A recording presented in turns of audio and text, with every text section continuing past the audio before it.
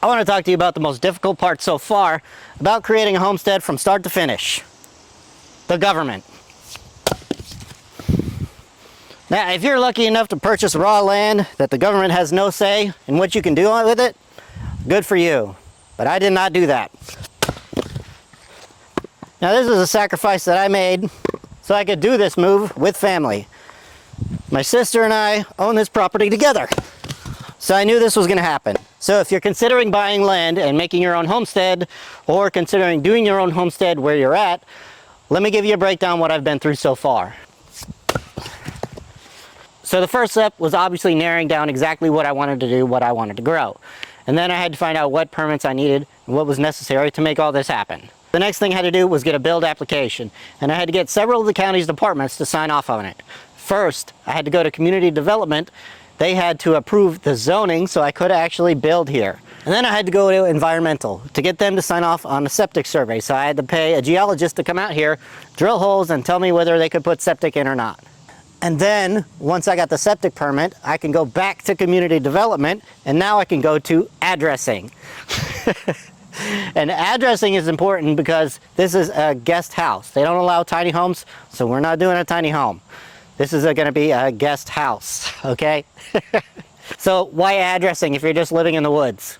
Well, because county requires it. And then the first responders have to know where to go if there's an emergency at my house. And then addressing needed a plat. So I had to go to the deeds office and get a copy of that and then bring it back. And then they wanted it signed by community development, so I had to go back to community development to get that signed and bring it back to addressing, where I finally got my own address. I also had to go to the county clerk to make sure that there were no property taxes due before I start building something else.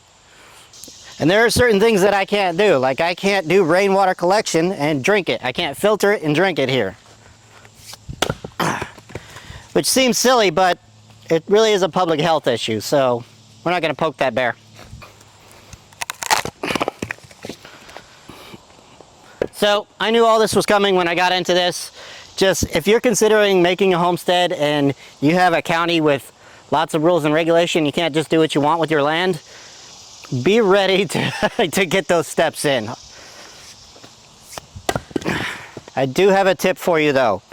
If you live in a county with lots of regulation, see what it takes to get classified as a farm.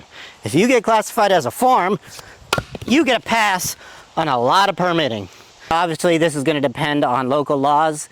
Here, I can get bees and I classify as a farm, so I'm going to get bees as soon as possible. And that'll open up a lot of doors as far as like structures and other types of animals that I can have here without having to go through any permitting. So if you're considering homesteading where you are or buying a piece of land, just know whether you're going to have to fight the government, and if you do, see what it takes to get classified as a farm. Might save you a lot of time. Be sure to subscribe if you want to see this homestead go from this to a fully functioning homestead. I'll have DIY projects along the way, herb gardens, vegetable gardens, solar power, rainwater collection, all of that. So if that's something that interests you, hit that subscribe button. We'll see you in the next one.